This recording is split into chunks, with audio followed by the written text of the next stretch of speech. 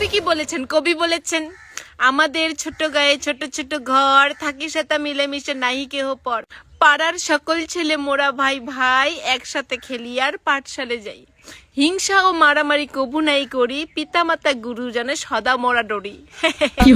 এটা হচ্ছে কবি বলেছেন, এটা হচ্ছে কবিতার মধ্যে।